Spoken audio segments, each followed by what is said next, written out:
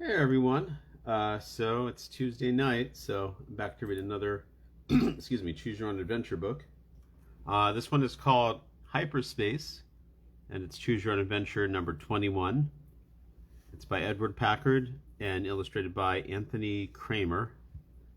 It's a closer view of the front cover. I'm assuming maybe that's Dr. Vivaldi, so I guess we'll see. And maybe that's supposed to be us and some weird looking alien dudes. Okay. All right, and so let's read. We'll read the back cover. You are about to discover what lies beyond the universe. Your new neighbor, Professor Zinka, is a brilliant scientist who is exploring the mysteries of hyperspace. One day, he invites you into his secret laboratory to show you his most daring invention, the hypo laser. Before you can stop him, he pulls a red lever and vanishes into another dimension. What should you do? If you decide to pull the red lever turn to page 26. If you decide to pull the green lever and try to bring the professor back, turn to page 33. Be careful. If you enter this strange new universe, you might meet your own double, or become the ruler of an alien race, or even be turned into a bat. What happens next in the story? It all depends on the choices you make. How does the story end? Only you can find out. And the best part is that you can keep reading and rereading until you've had not one, but many incredibly daring experiences. Oh, we're definitely, yeah, we're pulling the red lever, Rob. I guess we can. I'd like to be turned into a bat, please. But you can't be turned into a shark, though. Yeah, it's gonna. You're right, Rachel. It does sound like a hot mess already. And there's these dudes with these things hanging from their necks. I'm afraid to ask what those things are supposed to be that are hanging from their necks, because this is a children's book. Oh, please return to Please return to Mr. Shea. Which Mr. Shea is that? All right, here's I'll get this back to Mr. Shea as soon as possible after I'm done reading it. Oh, that's funny. Okay, so yeah, and there's the same kids that are always into reading choose your own adventure books, and then also teachers love them too. Space Waddles. Oh, hey, Jonah. Hyperspace knows no age limits. We got your wine, your cheese, crackers, and my hyperspace suit. Timmy needs a better brag. Send it to Sean Shea. Yeah, I was thinking when I saw the Mr. Shea, I was thinking, is it like maybe it's actually his book? It's possible. All right, and there I actually did read this book when I was a kid, like back in the 80s. So I did read this, but this thing here looks kind of familiar with the two levers on it. Levers. So but I mean I don't remember how it goes.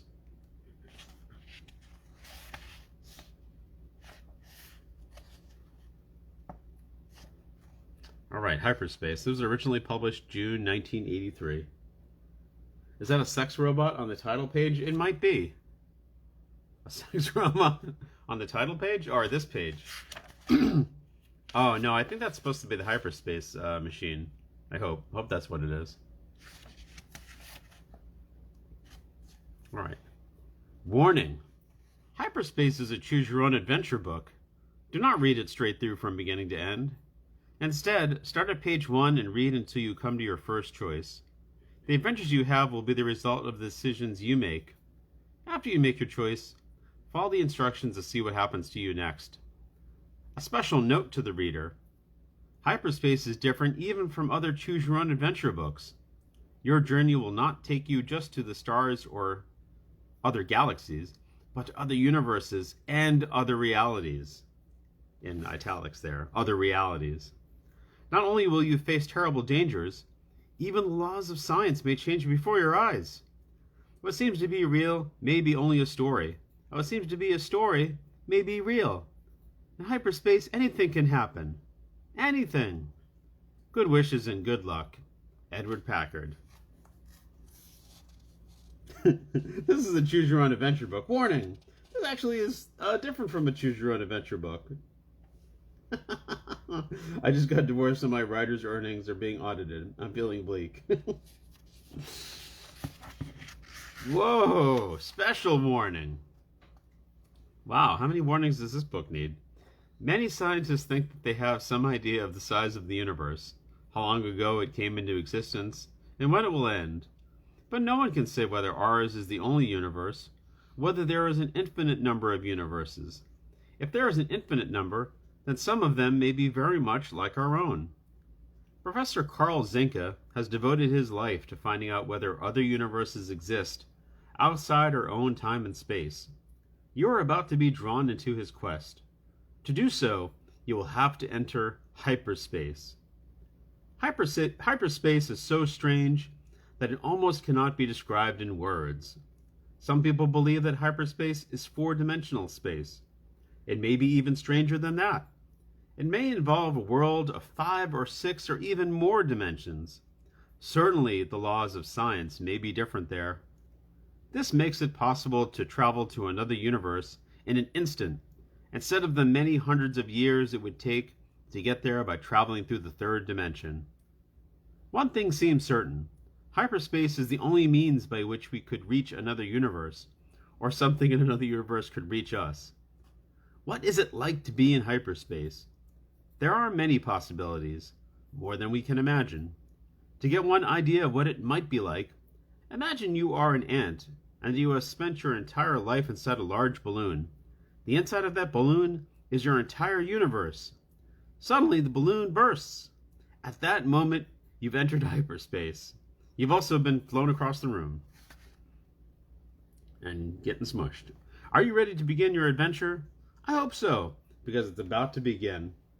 I'm pretty sure it's just streaky stars. I think, yeah, and then the stars like go like rainbow colors and they like streak across. And suddenly you're on the bridge of the Enterprise. Can hyperspace beam us? I don't think it can beam us away from this. We're just ants in the cosmic. Yeah, we're all just ants in the cosmic balloon.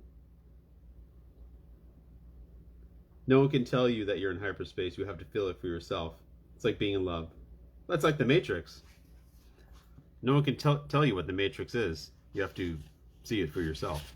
Okay. Oh man. Ever since Professor Carl Zinke moved into your neighborhood, you've been wanting to meet him. You've seen him a few times, out for a stroll, puffing on his white clay pipe, a strange-looking little man with a few stringy hairs on his head and a gray beard cut in the shape of a triangle. People say he's a mathematical genius. You wonder what he does all day. One afternoon, you have a chance to find out, for you happen to be passing his house as he is returning from his walk. "Come in. I'm glad to meet you," he says when you introduce yourself. "I've been so busy, I haven't had time to call on my neighbors." Shaking hands, you say, "I'm glad to meet you too, Professor. I've been curious about your work." The professor smiles. "My work is not easy to describe. Only a few people can understand it.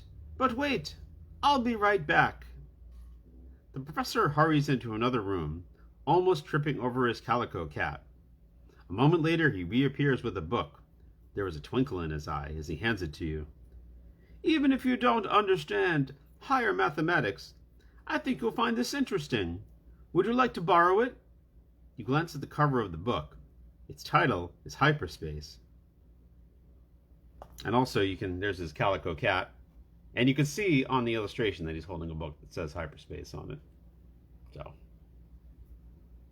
And you can tell he's really smart because he has his diploma hanging on the wall behind him. So, he knows the higher mathematics. He's a pipe puffer. That cat looks really messed up. Cat looks been having a rough time. If you take the book, thank him, and leave, turn to page 3. If you stay and talk some more, turn to page 6. Someone tells me that Packard has a triangle beard. I think so. I think that's like actually, it's Supposed to be Edward Packard. The genius Edward Packard. He's wearing hyperplaid. Yeah, look at that. Makes my eyes hurt just looking at it. So take the book and run. Anyone else think we should take the book and run? Stay and try to talk to him into letting you take the cat. I think I'll take the book and the cat. Or can I either take the book or the cat? Do I have to choose? Stay? Anyone else think we should stay? Or just pet it? Yeah, I guess we'll stay. Let's talk to this genius.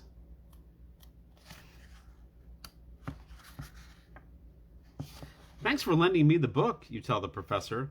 But could you just tell me a bit more about what you do? The professor smiles. I'll show you my laboratory, but don't expect to understand much. He leads you through a dark, musty library. The walls are lined with bookcases that reach the ceiling. More books are stacked in huge piles on the floor. The professor opens another door, and you follow him into a small room with perfectly round walls. The entire roof is a transparent dome. In the center of the room, resting on a pedestal, is a stainless steel globe about the size of a basketball. Just below it is a panel on which are mounted a red lever and a green lever. Computer consoles and rows of steel cabinets, faced with electronic display screens, line the walls. What's that, you ask, pointing to the globe. And here's the globe and the two levers. Jonah is the new me. It feels good to be in the majority. Yeah, he is kind of an ass. Don't expect to know anything about what I'm showing you, because it's so far above your head. Yeah, no, you can't understand any of it. Turn to page 15. Oh, Rob's already like ready for like what lever to push. I'm like, we're not quite there yet. Almost. We're getting there.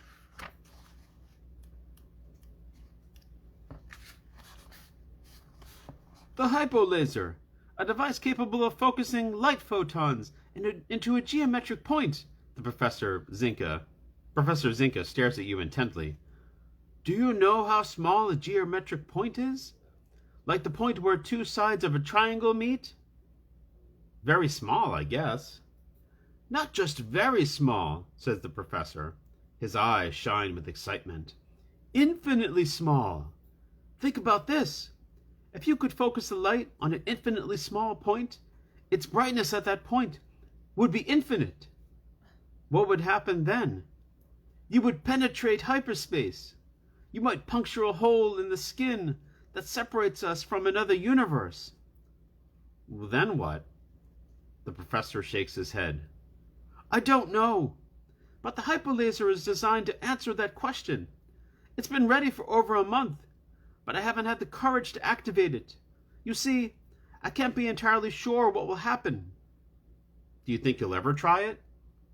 The professor points his unlit pipe at you. My whole life's work has been devoted to this. It would be unthinkable to turn back now. Still, I must confess I feel as if I'm about to jump off a cliff.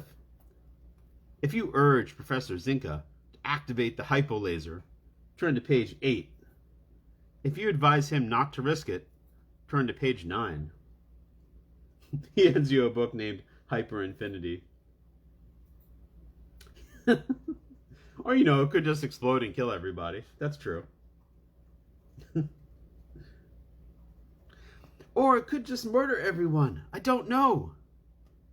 So are we going to have to encourage him? He's going to do it, yeah, he's going to do it either way. Right?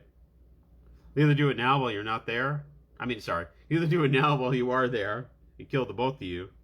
Or he'll do it later and just end up, blowing up his house and with him trapped inside. So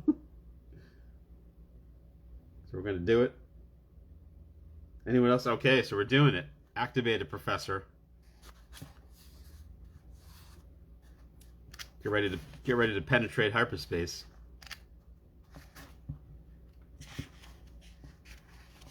All right. Science must go on, Professor. professor gravely lays a hand on your shoulder. You have courage, and you have given me courage. I must act before I change my mind. You start to worry about what might happen if something goes wrong, but it is already too late. The professor pushes down on the red lever. You feel an electric charge in the air. The professor's face freezes in the beginning of a smile. You can't move a muscle. A loud, pulsating hum is coming from the steel globe. It rises in pitch until your ears are assailed by an electronic cord of incredible magnitude. The professor dives to the floor. You try to do the same, but it's no use. You might as well be encased in ice. An instant later, you black out. Turn to page 20. Oh, man. Act before you change your mind. Peak science. That's how science works. You're just like, should I do this thing that's like, might be really dangerous and like hurt people? Just do it. Okay. Yeah, this one has 15 possible endings, Stephanie, so. All right, this is page 20, okay. Slowly you come to. All is calm, and you can move about freely. You look dazedly around the room. Like you, the professor is lying on the floor. He's unconscious, but still breathing. Both of you must have been knocked out. Now that the danger has passed, though, you regret not actually reaching hyperspace. Where did you come from? The voice behind you sounds strangely like your own. Turning, you're astonished to see someone who looks exactly like you. Where did you come from? You answer. It worked! I did it! The professor leaps to his feet. What do you mean? You ask. You've crossed into another universe. Or, he points to your double, you have. How could that be? You demand. It looks like our universe, except for this kid who looks like me. Yes, how could it be? Asks the other you. It's not surprising. The professor is flushed with excitement. If, as I predicted, there was an infinite number of universes, then there must be some that correspond almost exactly to our own, even in such details as having a professor like me and a kid like you. This phenomenon would occur in a parallel universe. Then where is the other professor? Asks the other you. And there is someone who looks just like us. They're a kid just like us. Wow. This is crazy. They're even wearing the same jeans. The proportions of these people are upsetting me. Yeah, their art is a little disturbing, I'll admit. It's a little weird. He is clutching his beard triangle.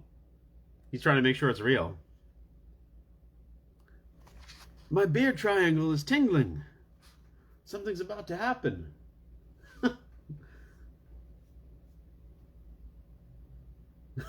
Took a class on human proportions and called it Hyperspace. Yeah, the human proportions are not... those arms are super long. I don't know. Oh, gotta go? Okay, Jonah. Oh, okay. Thanks for stopping by, Jonah.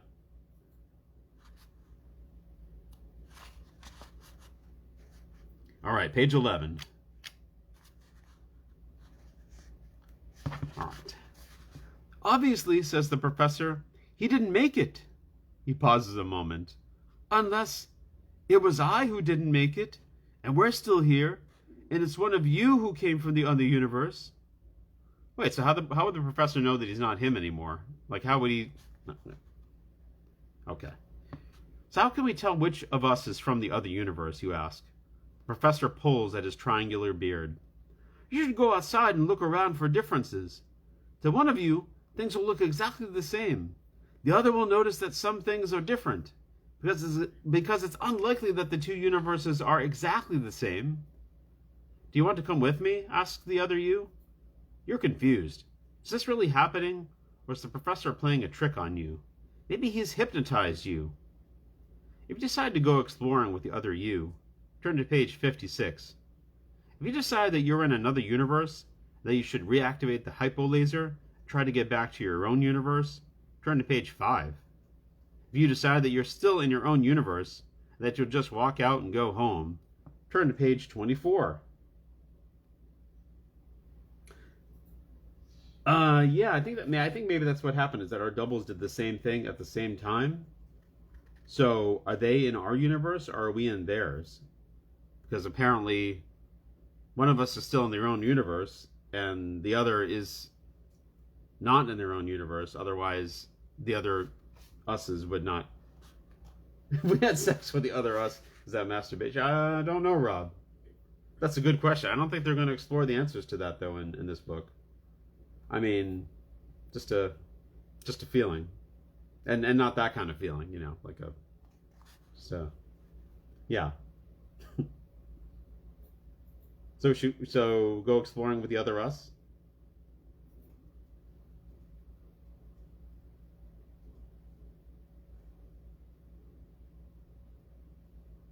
Yeah, maybe we will go exploring with the other us. Okay. Or we could, yeah, so we can go exploring with the other us. We can reactivate the hypo laser to try to get back to our own universe if we think we're not in our own universe. Yeah, okay. We'll go exploring.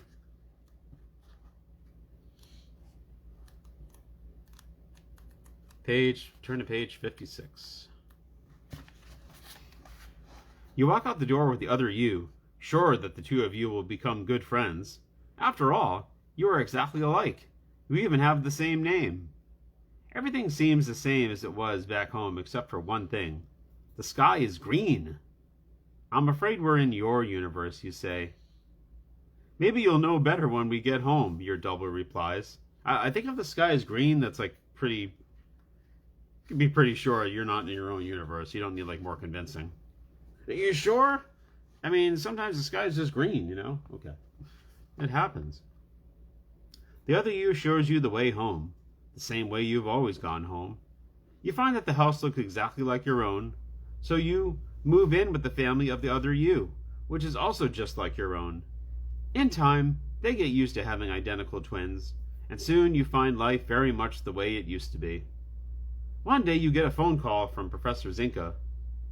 Our universes will be in cosmic alignment only 3 hours from now, he says.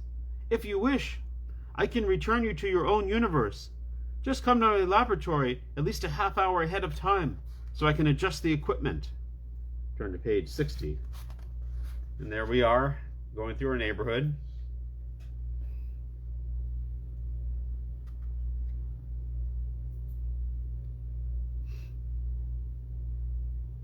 It's funny, like as a kid we didn't actually have our own house, so like reading this would be like, wow, this universe is just like my own, except in this universe I actually have a house with my own room. It's incredible. Okay. Also, like, there's not even any thought as to like if our family is missing us or. Yeah, anytime I see a house similar to mine, I just move right in. It's like, oh, this house looks like mine. No problem living here in this house. Yeah, so meanwhile, like his family has just like a identical twin, and meanwhile your family is wondering what happened to their kid. You run to tell the other you what the professor has said. I want to go back, and yet I want to stay here, you say. What do you think I should do? I'm torn between those choices too, answers the other you. I would hate to have you leave. On the other hand, I don't want you to lose your only chance of returning to your own universe. What will you do if you were I, you ask? I'd ask you to decide. Then decide for me. I'd decide to stay, if that's what you'd decide, if you were me, says the other you. That's not confusing at all.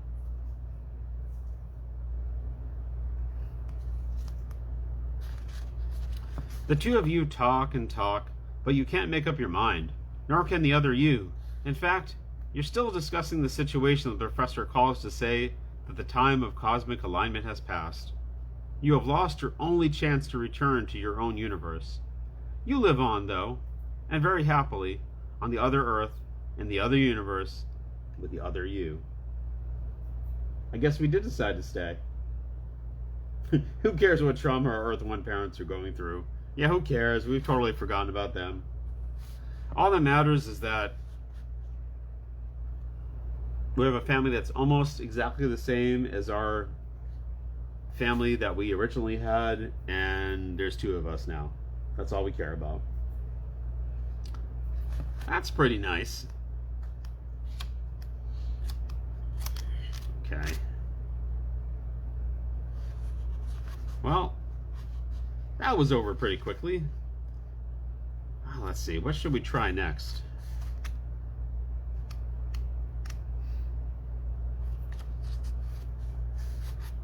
Do we still want to talk to him some more? We always wanted a sibling, I guess. Yeah. Maybe we can bring our parents over.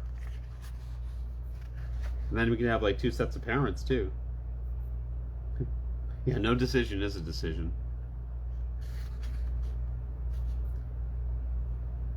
Alright, so maybe we still want the professor to activate the hypo laser.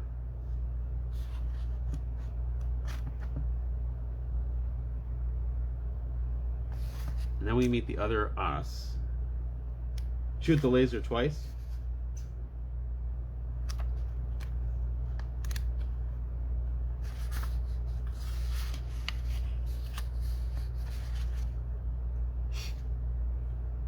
Oh, should we try to activate the hypo laser again? Shoot the laser twice to try to get back to our own universe? Is that what you mean by shooting the laser twice, Rob? To shoot it again to try to get back to her own universe? Let's do it.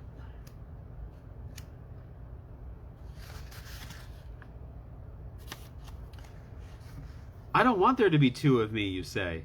I just want to get back to my own universe. Your hand comes down on the red lever. The professor shouts, "No, it's not set!" You remember nothing after that. All you know is that now you're lying in a hospital bed with a nurse and doctor standing nearby.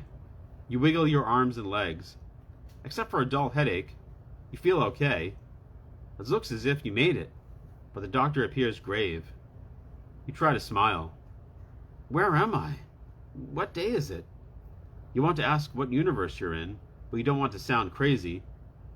We know all about you, the doctor says. We want to know whether you reached your own universe.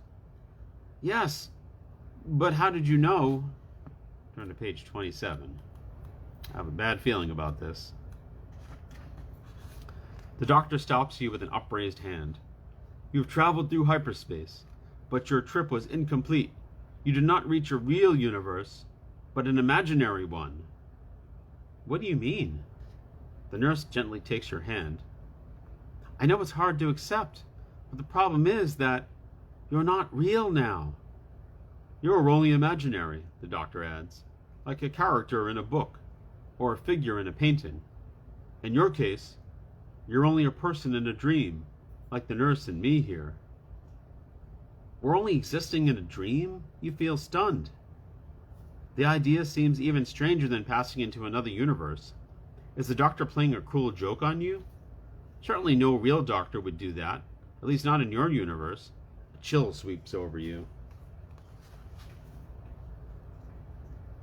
He sounds like the doctor from The Simpsons. Yeah. You've got them. You've got the Three Stooges syndrome, I'm afraid.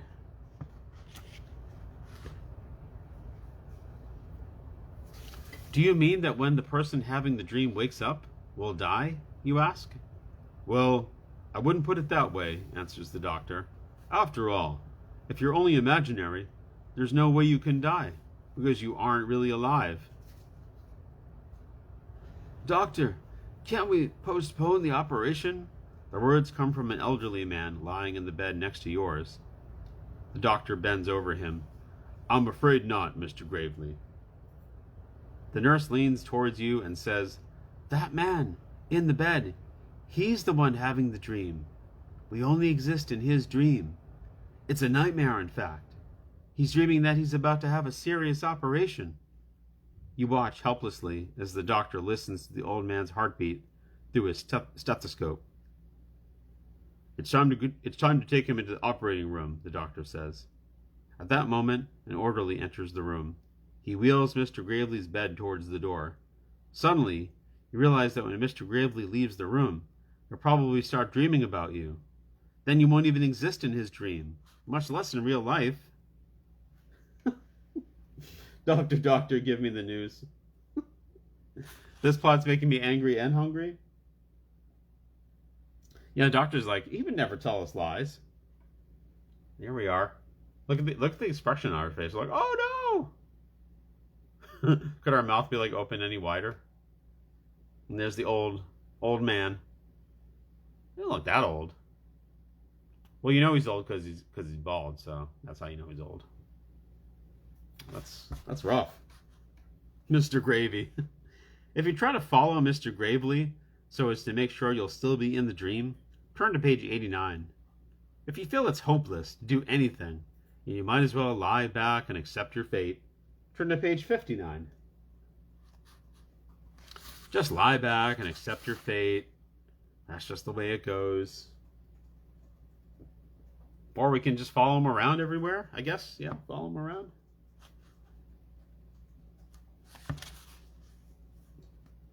Follow him.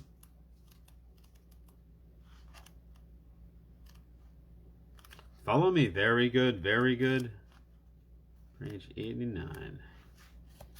You follow the others, trying to stay in the dream. The doctor turns around. Get back in bed. You can't come into the operating room. You glare at him. He glares back. Nurse, I think this patient needs a sedative. The nurse starts towards you. In her hand is a large hypodermic needle. Now you're getting angry. They can't do this to you. Not even if you're just somebody in somebody else's dream. Yeah. Just because I'm somebody in somebody else's dream, that's not right. You can't just do this to us. Suddenly you understand in a flash. You're not in just any dream. You are the one who is dreaming. The doctor, the nurse, and the patient exist only in your imagination. The doctor must know it too. He begins to fade out of your dream. I'm not really sick, the patient cries.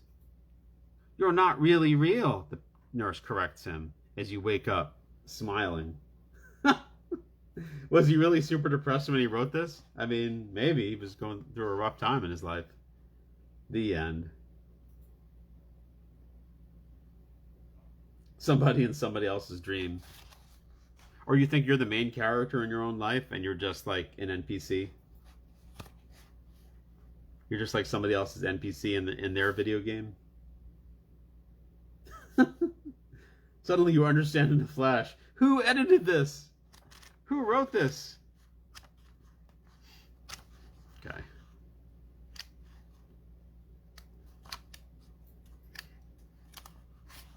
All right, what else? Let's see what else we got here. So do we want to, go back to the very beginning on page 1. We had the option to either take the book and leave or to talk to him some more. We could try the option to just take the book and leave. That might give us lots of different options. We still haven't seen... we still haven't seen Dr. Vivaldi, so... Edward was two-timing us with Which Way books, and he snapped. I do have one. Well, the only Which Way book I have is the Star Trek one that I already read. But Which Way books were they were around for a little while. So there was a brief moment of time where there were Choose Your Own Adventure books and Which Way books. So maybe we'll take the book from him and leave and see what happens. Just like, give us the book. Give us the book. We're going home. We're going to read this book at home. Try that out. Okay. Back at home, you prop yourself up with some cushions and start to read the book. If Dr. Vivaldi knows what's good for her, she left. Imagine that you are absolutely flat and that you live on a flat surface, you read. You can travel backward and forward and sideways, but never up and down.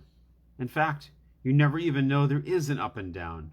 Of course, in the real world, you can move backward and forward and up and down.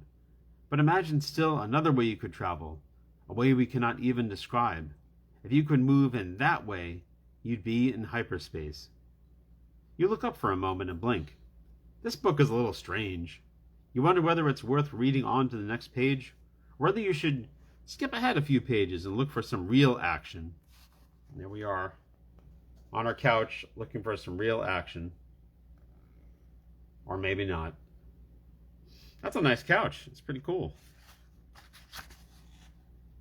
Looks like there's some kind of like a leaf pattern on the couch or something. I don't know what kind of leaves those are.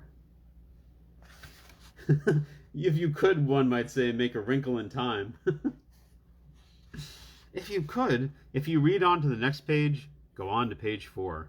If you skip ahead, go on to page 10. I like how they did that. I see what you did there. It's page 3. And it's if you go on to the next page, turn to page 4. Or if you skip ahead, go to page 10. Smart. I see what he did there. Always twirling, twirling, twirling towards freedom. That is, I agree. Rob, that is a nice couch. Oh, those are marijuana leaves. That's what I was getting at. It's like the book is like so trippy and like maybe this whole book is just some kind of trip that we're on, man. It's all it is. It's all in our heads. Next page. Who has the marijuana now? Good. We're going on the next page, or anybody think that we should not go on to the next page? Yeah, we'll go on to the next page. All right. The implications of hyperspace are staggering, the book continues. Not only are there other dimensions that we cannot perceive, though they govern our destiny, but there are infinite numbers of universes, each of them as complex as our own, and traveling in hyperspace is the only way to reach them. Strangest of all, these other universes do not always lie somewhere far beyond our own. They may exist around us and within us. The most important scientific question of today is this: can we enter hyperspace? Can we reach another universe? Just then the phone rings, and you put your book aside to answer it. Hello, I'm glad I caught you. The voice sounds like Professor Zinka's. Professor, is that you? Yes, and I want to warn you not to come anywhere near my house. Something's gone wrong with my experiment. Oh no, turn to page 23. Poor Professor.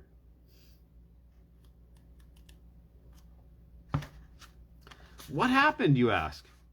I thought I would be able to enter hyperspace. Instead, my molecular structure has started to break down. It's as if hyperspace has entered me. There was a click at the other end of the phone, leaving you surprised and uneasy. You wonder if you should go to the professor's house and see whether he's all right, or if you ought to call the police. What are the police going to do? Relax, sir. We'll take over this hyperspace situation for you. It looks like hyperspace tried to enter you, but we'll take care of this, and we're going to take hyperspace down to the station. Get them booked. All right. If you run to the professor's house and knock on his door, turn to page 22. If you call the police, turn to page 16. This book is... I tried to penetrate hyperspace, but instead hyperspace penetrated me. Stay away. Hyperspace is very dangerous. Oh, I said that without even looking at your comments, Stephanie, so yeah. That's pretty sick. This is supposed to be a children's book. Come on. All right. There are no good options. Don't trust the professor or the police. Well, that's our only two options. What's the person or organization that we would want to trust more in this situation? Like me, I don't think the police are going to be able to do anything. It's like the movie An American Werewolf in London, where like she's telling him to like let the doctors help him. He's like, help me, I'm a werewolf. They can't. Spoiler alert, sorry. It's like, yeah, don't call the police. We'll just go to the house. Oh, and page 22 is right there. Okay. You run to the professor's house and throw open the front door. Professor, you call. Are you all right? Hearing a muffled voice from within, you rush through the house and find the professor in his laboratory, working feverishly at his computer. He glances at you for an instant. Hyperspace is leaking in. I'm trying to block it, trying to plug the hole that separates us from an alien universe. Quick, throw the green lever to the left of the door. Turn to page 13.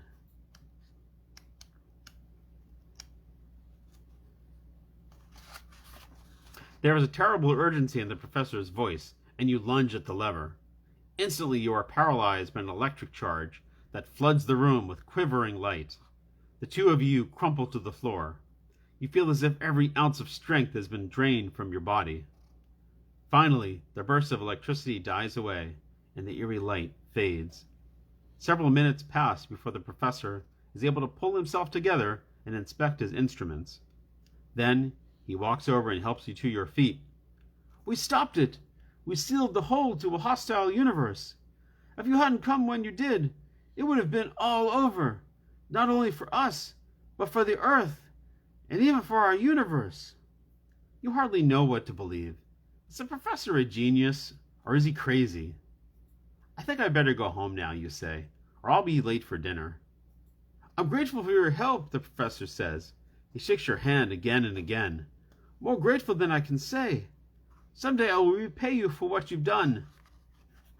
And there we are, pulling the lever. It looks like things were working out great there. Yeah, it's working out. It's awesome. Plug the hole. The professor is not a genius. Thank you for plugging the hole. Wow, it's penetrated. Okay. Page 35. Several months go by without any sign of the professor. You often wonder where he is, what he's up to. You miss seeing him strolling along on his walk. On the other hand, his experiments were pretty scary, and, in a way, you're glad that he's gone. Still, you're kind of sad that he's gone, but in a way, you're also just glad that he's gone. Still, you are delighted when a large package wrapped in heavy brown paper arrives in the mail. The return address reads, Professor Carl Zinka, Spica Laboratories, Khartoum, Alberta, Canada. Oh well, FM. The fate of the universe rests on us as a kid. Maybe shit has gone wrong, for sure. Eagerly, you rip open the envelope pasted on the box. As you guessed, it's a letter from the professor. And why is there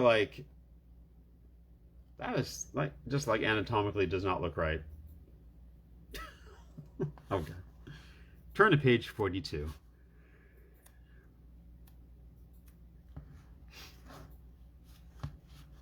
Khartoum, Alberta.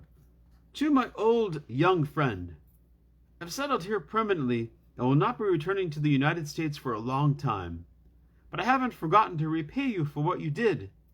Inside this box is a small round bottle made of an unbreakable glass of my own design. The bottle has a cap that will open if you turn it 14 times. Its contents could be worth a fortune. Do you remember when we sealed off the hole and stopped the leakage of hyperspace into this universe? After you left, I realized that some hyperspace, specifically a gaseous substance subject to the laws of gravity of another universe, had gotten into the laboratory. Go on to the next page. Using a polarizing diffractor, I was able to trap it in 2 bottles. I have kept one. The other is in the box you hold. If the bottle is opened and hyperspace is allowed to mix with the air, the laws of gravity in the vicinity of the bottle will be radically altered. By holding on to the bottle, you could become weightless. You would rise above the treetops and drift across the countryside as if you were riding in a balloon. Gradually, the hyperspace would evaporate, and you would drift to the ground. This bottle can only be used once. Since its effects may be dangerous, I suggest that you save it for a very special occasion. Just again, so change what kind of special occasion is that? It's like, well, I got nothing else to live for. I might as well go for it. No, nothing left in this life. I'll just see what happens. Sincerely, Professor Carl Zinka. Turn to page 68. So hyperspace can condensate. I was just kidding about I left you some hyperspace. uh, I remember this actually. And I don't know if it's good, but maybe it's.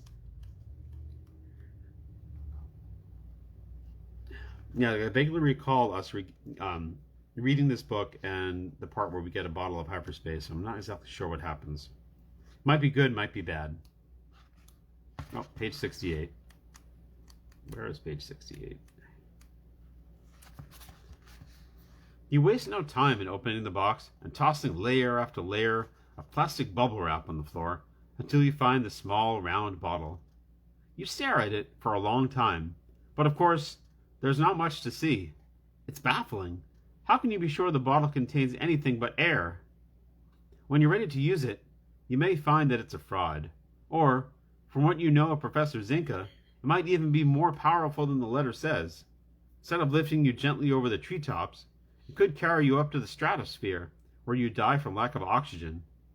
What should you do with a bottle of hyperspace? Oh, and there's the bottle of hyperspace. It doesn't look like nothing. It looks like there's actually something in there. If what ails you is living, this will take care of that. Yeah, I probably remember it as a fever dream. Probably. It might be like one of those books that I got up from the library. Like the library had a decent selection of choose your own adventure books at the time. Man, those were the days. Being a kid, reading choose your own adventure books. Yeah, can't wait to die from lack of oxygen. Okay. So if you open it just to prove to yourself that there really is nothing in the bottle, turn to page 81. If you decide to save it, turn to page 88. Now if we open it just to prove it to ourselves that there's nothing in the bottle, then you know there's definitely going to be something. And that's why we need to invent the Iron Man armor. Well, that's what will inspire us. Save it. That tape is not going to... Oh, yeah, it's just... The lid is just like... The tape is just like the only thing keeping the lid on. Professor. What are you doing? Does anyone else think we should save it? It looks like the drink orbits from the 90s. Yeah, it kind of does... Well, I mean, yeah, it kind of does look like something from the 90s. What are those fingers supposed to be? Like, why do they have, like, lines on them? That's just like really weird art style. Orbits, the drink with balls. Save it. So everyone's saying, yeah, so we'll save it. Okay. I guess we won't be drifting up into the stratosphere today. Save it for a suicidal mission. All right. You have your doubts about whether or not the bottle really contains hyperspace, but there's nothing to lose by saving it. Nearly 6 months have passed when you see a newspaper headline that almost knocks you off your feet. Professor's discovery fatal. While a group of stunned scientists from the National Research Institute watched in horror, Professor Carl Zinka opened a bottle allegedly filled with hyperspace and was immediately flung into the stratosphere. He was tracked by radar, but contact was lost at the 80,000-foot level. It is not believed that he could have survived. Professor's discovery fatal. Well, I guess we made the right call on that one. After reading the article, you take out your own bottle of hyperspace and gaze at it with new respect. 3 days later, a group of scientists from the National Institute pay a call on you. The leader of the delegation, Dr. Wohlstetter, tells you that Dr. Zinka's papers reveal that you own the only other bottle of hyperspace in existence. First of all, says Dr. Wohlstetter, we must warn you not to open the bottle. You don't need to tell me, you reply. I'm not taking any chances. I didn't think you would, said Dr. Wohlstetter. We would like to study the hyperspace in your bottle. It could be of enormous benefit to mankind. But the bottle must only be opened under carefully controlled laboratory conditions. We are authorized to pay you for it. How much, you ask? Dr. Wohlstetter smiles. I'm afraid we can only offer you only a tiny fraction of its true worth. Okay, but how much? $1 million. $1 million? That's a lot of money, you almost blurt out. I'll take it. But then you stop for a moment to wonder. How much is a bottle of hyperspace worth?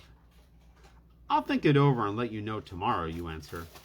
The scientists bid you good night, saying that they will call you again in the morning. You have trouble sleeping that night, but you don't mind one bit. The end. Huh. $1 million. Wow. I just Googled it and Orbitz was manufactured in Canada. This cannot be a coincidence. Maybe it's not. Maybe Orbitz was inspired by this book.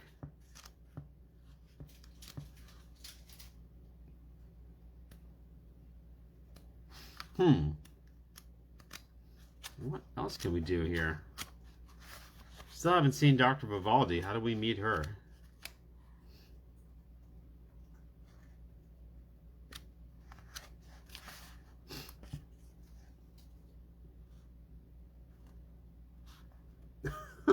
While you're sleeping on it, the tape comes loose and the bottle of hyperspace kills you. We're not stopping. We're not stopping until we meet Dr. Vivaldi. I agree. Okay. Okay, so page 15, he activated the hypolaser. Maybe we'll tell him not to risk it. We haven't tried that yet. Don't do the hyperlaser, Professor Zinka. Don't do it. It's not worth it. You have too much to live for. Maybe you should consult with other scientists and see what they say, you suggest. The professor is shaking as he rests his hand on a red lever. No, I am certain this machine will work, but it does not depend on mechanical parts. Because it does not depend on mechanical parts, but on mathematics. But, too late. The professor has pulled the lever and vanished. The machine must have worked. The professor wouldn't have disappeared unless he had entered hyperspace. That in itself is a remarkable achievement. Whether he made it to another universe is another question. You feel an irresistible urge to follow. It's risky, but your taste for adventure is very strong. Other scientists. Just consult with other scientists. Oh, you think he used Dr. Vivaldi just to lure people into reading this book? My crazy science runs on math, not on mechanical parts. It's just all math. If you yield to the urge and pull the red lever, turn to page 26. If you avoid touching any of the controls, turn to page 29. If you pull the green lever, hoping it will reverse the process and bring the professor back, turn to page 33. Do the red lever. So Rachel says we should do the red lever. Anyone think we should do the green lever? Stick with the red lever. Don't touch anything, Stephanie says.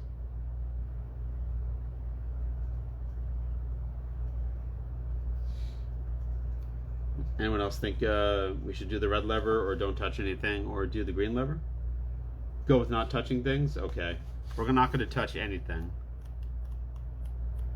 You're on your own, Professor. You step back and stand quietly, hoping the professor will return.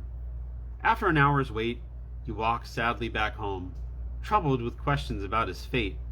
How foolish he was to fling himself into a void of mystery. Still, you have to admire him. He must be a genius if he's actually invented a way to reach hyperspace. To be able to return, though, that would take a super genius. Nobody said green lever. Yeah, maybe this will give us a better chance of reaching Dr. Vivaldi, because we'll have to ask her to help us get the professor back. Page 38.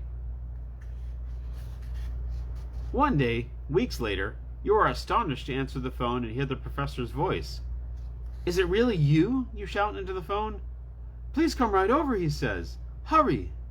You rush to the professor's house and are glad to find him seated in his study, puffing on his pipe as if nothing had happened.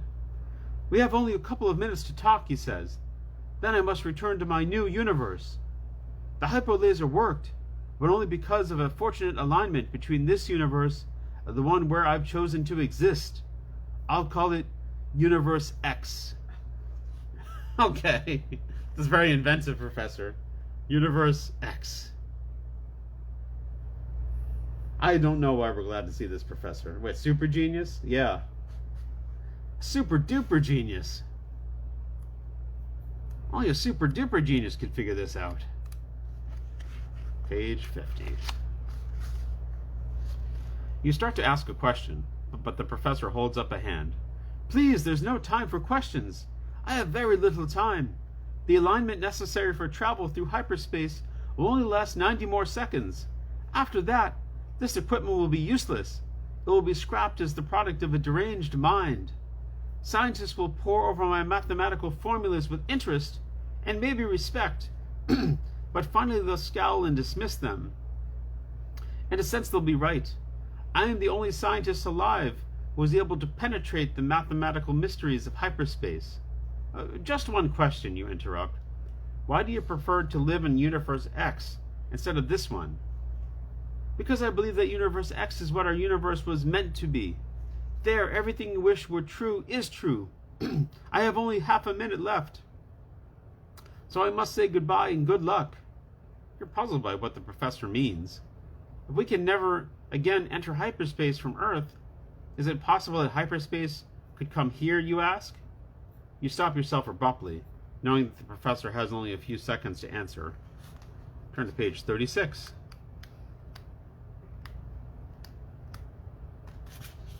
No, but...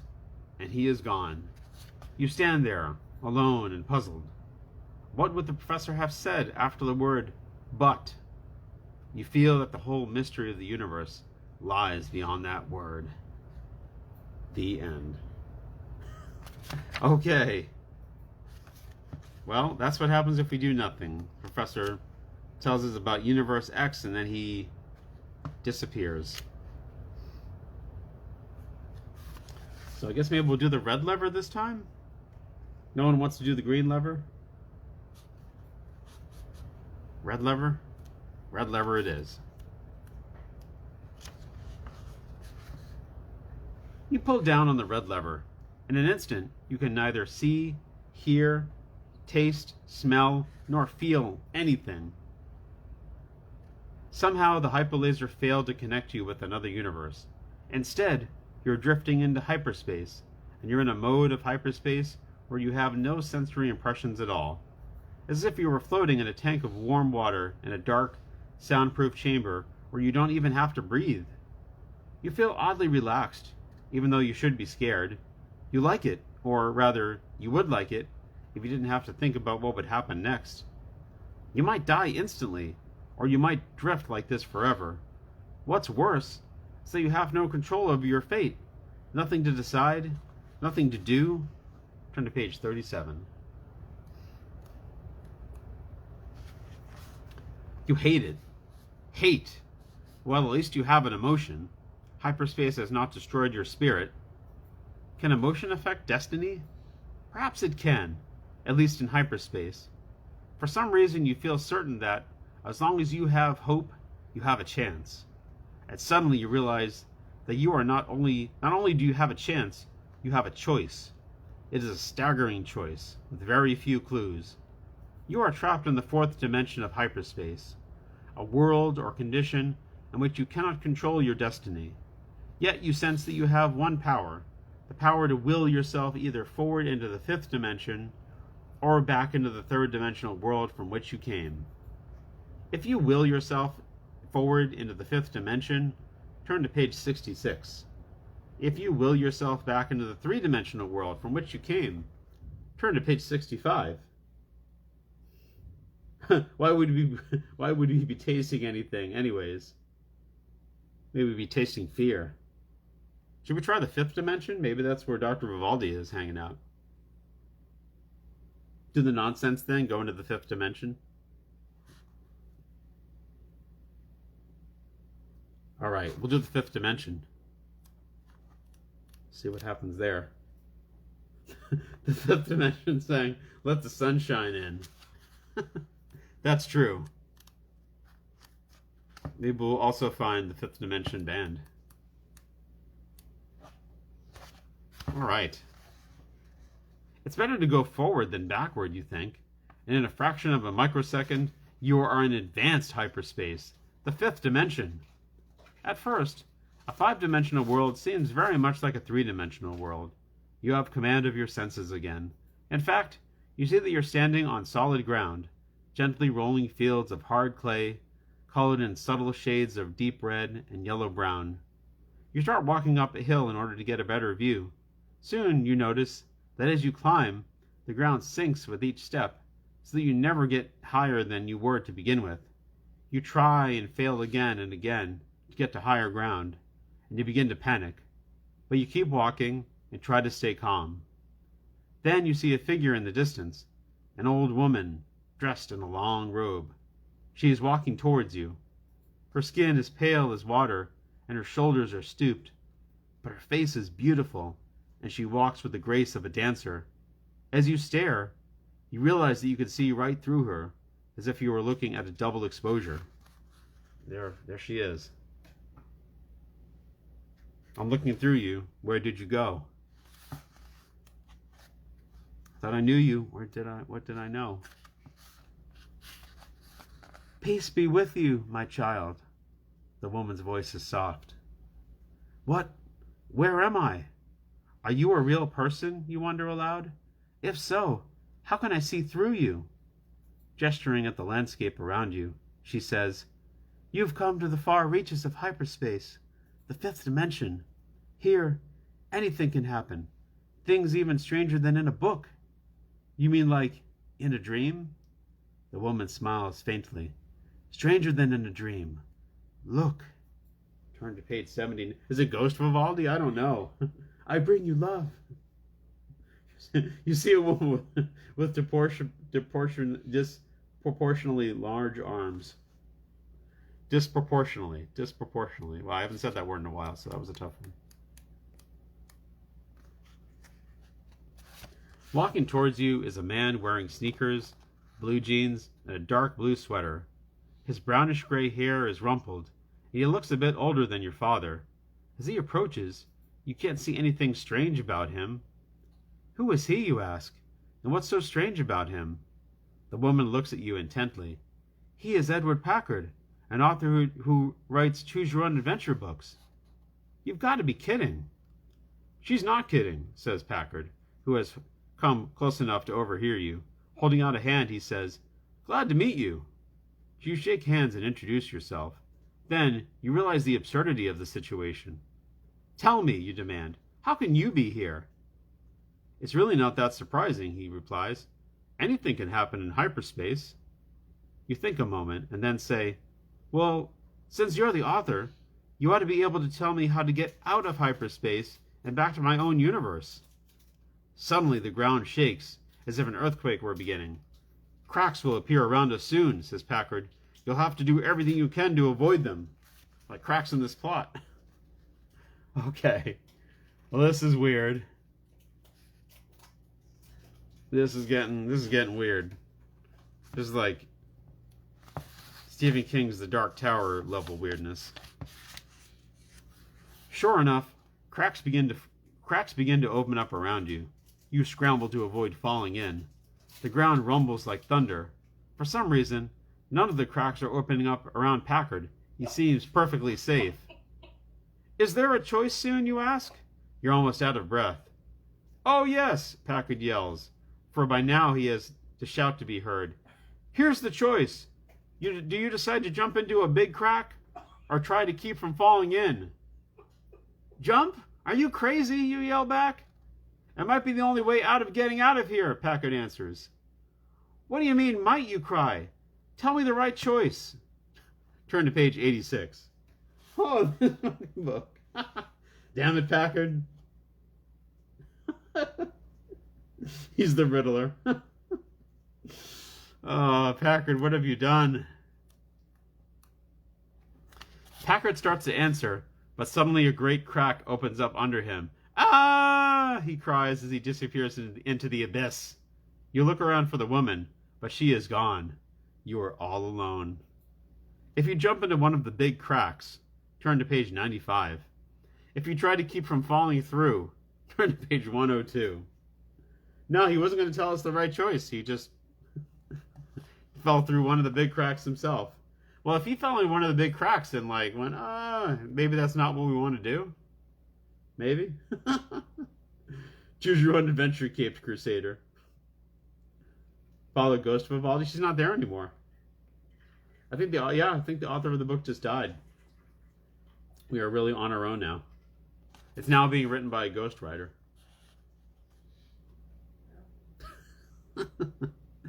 All right, so yeah, he didn't seem to enjoy falling in the crack, so let's maybe not do that. Not fall through the crack. All right. Yikes.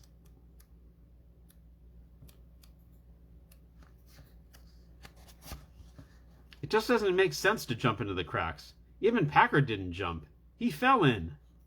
So you keep scrambling and jumping around, hoping the earthquake or whatever it is will soon be over. But the whole land surface is bouncing, as if it were an enormous bedspread being shaken by giants. Whoosh! Suddenly you're rising so fast, it's as if you had become a rocket. Clouds swirl around you. Quivering lights shine from different angles. The clouds are shining reds, blues, yellows, colors you've never seen in your life.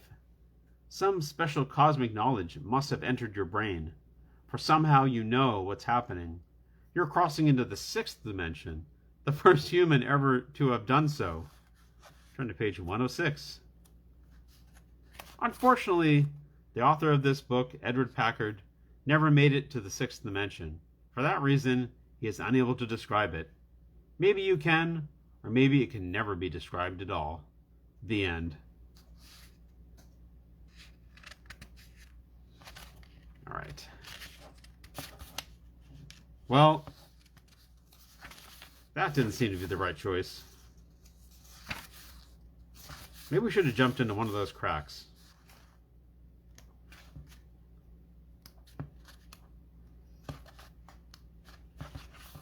We'll jump into one of the cracks, see what happens.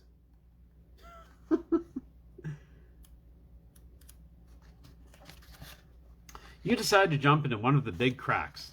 It occurs to you that Packard must have been able to survive, or you wouldn't have been able to write the book Hyperspace. You stare into one of the bottomless cracks, opening almost beneath your feet. It hardly seems to offer much hope, but sometimes you just have to make a leap of faith. But the moment you jump, you regret it. Clouds of white vapor rise up all around you as you fall. There's no way of telling how far you'll fall, and, judging by the speed at which the clouds rush past, you're accelerating at a tremendous rate. It's as if you were falling towards a planet with gravity far stronger than the Earth's. Then, you see a human form hurtling through the mist beneath you. Packard! Will I make it? You shout. Sorry, but I can't remember how this ends, he yells back. You start to answer, but a cloud of vapor engulfs you. You barely have strength enough to breathe.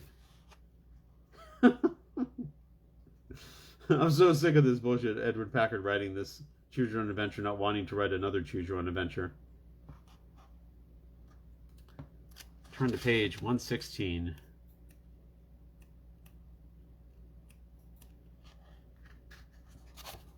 You're still alive. You can wiggle your toes and blink your eyes. Wait, is that the right? Yeah. And wiggle your eyes. I'm sorry, wiggle your eyes. You can wiggle your toes. You seem fine. You can wiggle your eyes and blink your toes. Everything's okay.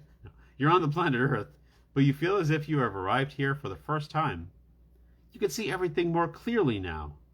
You notice the colors, the shades of light, the sounds of voices, human faces. You take in the excitement, boredom, pleasure, worry, and the joy of everyone around you. And you see the sky, the trees, the angles and lines made by familiar objects. You notice the sunlight, a plane droning overhead. You feel the cool breeze blowing. It's good to be back in your own universe. After all, it's home. The end. Yeah, but where's Dr. Vivaldi? Alright. She's got to be here somewhere. How do we get to her? Come on. Where is she?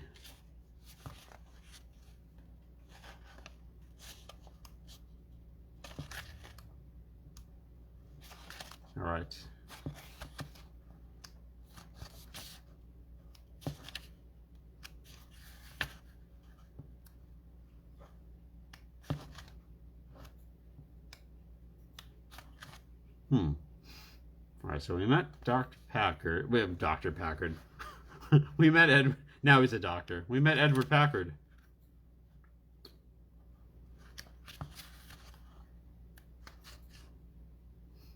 All right, so we met Edward Packard. All right.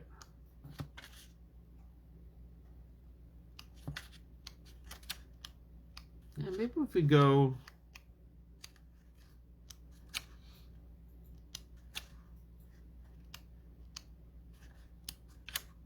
Hmm. No.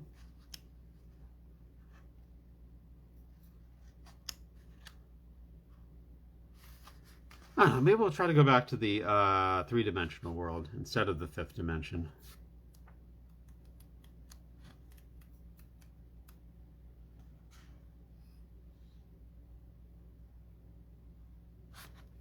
All right, so we'll try that. Go back to the three-dimensional world. You close your eyes and think of the world you know. Instantly, you feel as if you were being shot from a cannon. A great wind rushes past. But something is wrong. Something is terribly wrong. For some reason, your transposition was imperfect. Your chromosomes were radically distorted in hyperspace. You are returning to your world, but not as yourself, or even as another human being. Life from now on will be very different because... You're turning to page 84. Oh, you're flying. You're tiny. You can't see that you're tiny. You just feel that way. You stretch your arms and feel your ribbed wings stretch.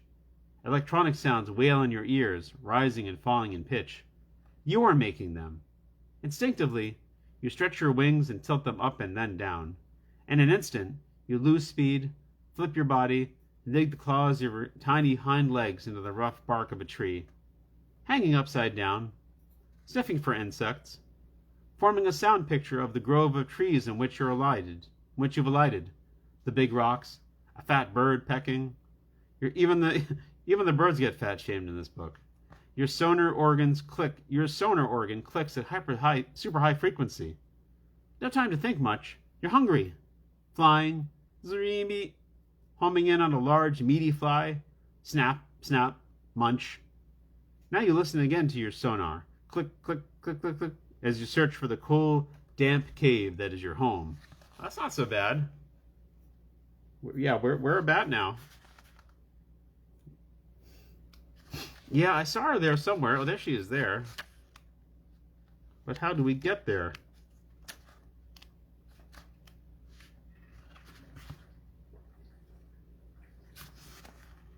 I don't think we want to open that bottle of hyperspace. That's definitely a bad thing.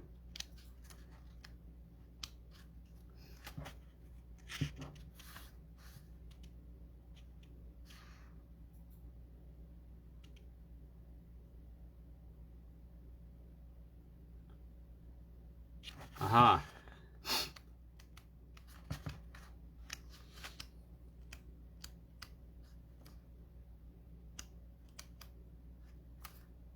Aha, so here it is. So, okay, so back where we were at the hospital, and we were told they were a part of this elderly man's dream, and we decided to follow Mr. Gravely to make sure that we stayed in his dream. But we had the other option to feel that it's hopeless to do anything, and that we might as well lie back and accept our fate. So if we're going to do that, we turn to page 59. Just lie back and accept your fate.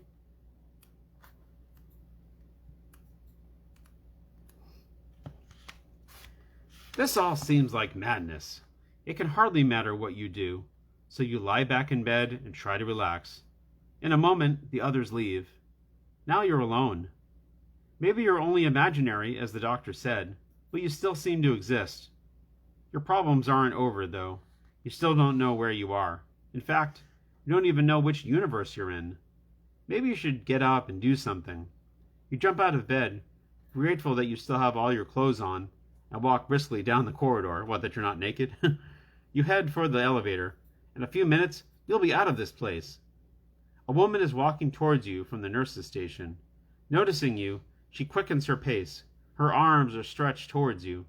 She looks familiar, but you don't think you've actually met. You've only seen her picture. Perhaps it was a drawing in a book. I've been looking for you, the woman calls. I heard you had been admitted to this hospital for observation. Her voice and manner are reassuring. You trust her instinctively, and besides, she is familiar. I'm glad to see you, you say. Have we met before? She laughs. I think we have, if you're the person I think you are. Nera's my name, Dr. Nera Vivaldi. And there she is. She's very reassuring. Yay! Page 107.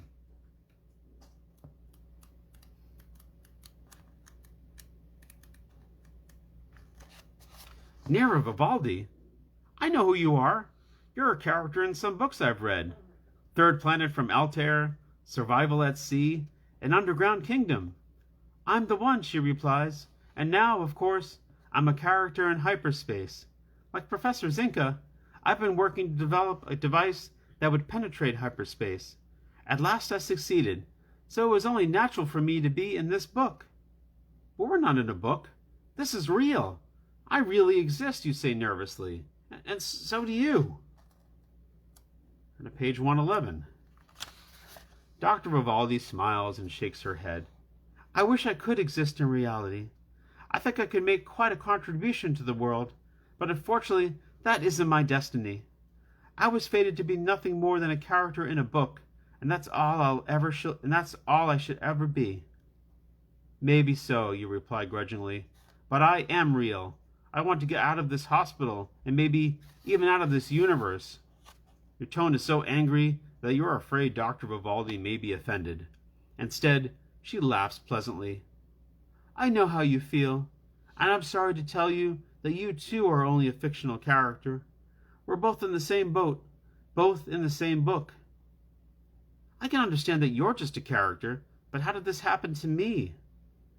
It happened, she says gently, because you entered hyperspace, where things are neither what they seem, nor even what we imagine they would be. You feel so frustrated you could cry. Being a character in a book is no better than being a character in someone's dream. Turn to page 115. Don't be sad, Dr. Vivaldi says. Come, follow me. I've got something to show you. Dr. Vivaldi has always been a nice person in the books you've read, but now she seems to be acting very strangely. If anything, she's making your problems worse. Should you go with her, or try to get out of this on your own? If you go with Dr. Vivaldi, turn to page 74. If you tell her, no thanks, and set out on your own, turn to page 75. I also feel so frustrated I could cry. Maybe none of this is real. Maybe we're all just characters in a book. Yeah, we shouldn't blame her. Go with Dr. Vivaldi. Go with Vivaldi always.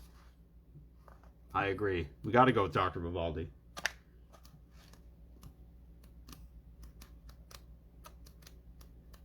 Page 74. All right, I'll go along, you say, but it's not much fun being a character in a book. You don't have control over things. Well, you're not as badly off as I am, says Dr. Vivaldi. I have to do what the author tells me, but you are the main character. At least, you get to make a decision every page or two. Just the same, you reply, as you follow Dr. Vivaldi out of the hospital. It's not as good as real life. I suppose not, but sometimes pretty good things happen in these books. Watch out! Dr. Vivaldi is pointing upwards. You gasp. Scores of gleaming disc-shaped objects are filling the sky. They swoop towards you like a flock of monstrous birds. Turn to page 82. What are they? You look at Dr. Vivaldi for help, but her face is taut, her voice grim. Invaders from the Arcturus system. I never thought they'd get here so soon. Quick, into the space boat. She opens the door of an egg-shaped silver astrocraft waiting nearby. You hadn't noticed it before. Where did that come from, you say? Dr. Vivaldi's voice is impatient. The author provided it, so we'd have a chance to fight off the invaders. Quick! Huh? Hurry, she cries. They're almost within range. You hesitate. It's so bizarre. Can hyperspace really change fact into fiction? Dr. Vivaldi is already aboard the astrocraft.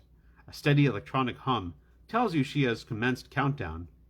I have no choice, she shouts. But you do. You've got to make it now. And there she is in her astrocraft. Every page or two. Have you read an Edward Packard book? Yeah, it's not every single page or two. I want to call him Eddie or something else instead of the author. Go with V. V. If you board the astrocraft and prepare for takeoff, turn to page 110. If you decide that, since this is just a book, it's not worth bothering to climb aboard, turn to page 90. It's not real. It's only a story. It's not real. Atreyu. Okay, so, yeah. So did we board the astrocraft with Dr. Vivaldi? Climb aboard. Yeah, we got to climb aboard, right? Can't leave her by herself.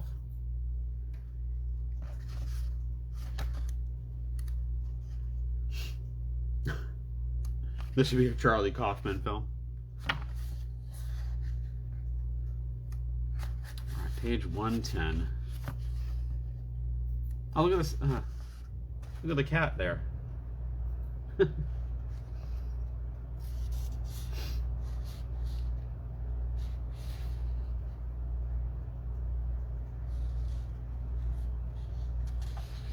Okay.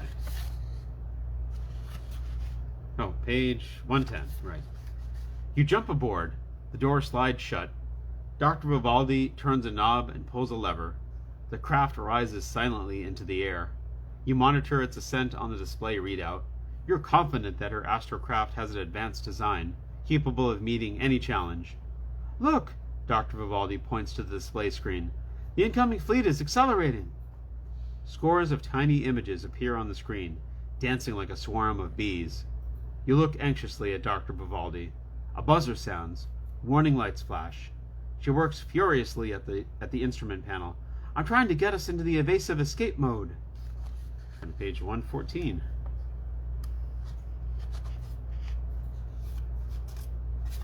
The enemy craft closes in. They're coming at you from all directions.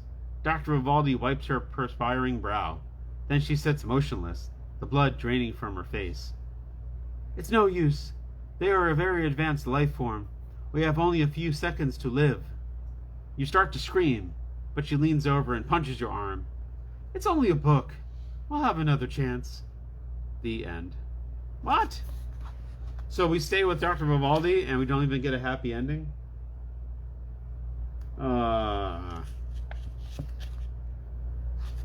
Alright, well, she kind of did die. But then she's like, she realizes that she's only a character. She's like, if I die, no big deal. I'm only imaginary anyways. Doesn't perspire, she glows. Well, we had to go with her. We could just like leave her by herself. That wouldn't be right.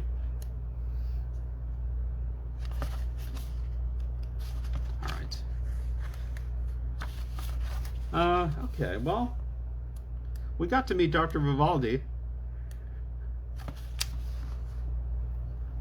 And I didn't want to stop until we did that. So, and we did that. So I guess we'll stop here. Yeah. I went a little overtime just to make sure we met her, because that was like the big part to this book. So here's Dr. Vivaldi, and here's the UFOs that we fought, and then it turns out we don't even actually get to fight them. So that was kind of misleading. And there's Dr. Zinka with the triangle mustache. And then we never met these alien dudes, so I guess that'll have to be for another day, or well, not. I'll probably never read this book again. I might, but yeah, I think we'll stop here. Hope you all had some fun, and I'll be back next Tuesday. We'll read another Choose Your Own Adventure book. I liked it. I mean, a lot of it might be nostalgia, Stephanie. Like I did read this when I was a kid. And I do remember like a lot of things are all like very like vaguely familiar. So, there were some things that I remember reading as a kid, like we never even got to them. But I actually remember like reading them as a kid and thinking, oh, that's like so weird, like so imaginative. It's like so cool, you know? So, as a kid, it was a really fun book to read, and a lot of the fun is just like revisiting it and seeing it, you know, differently as an adult. So, but, all right, yeah, no problem, Rob. All right, well, I guess I'll see you guys later. Rob, Rachel, Stephanie, have a good night, and see you all another week. Take care.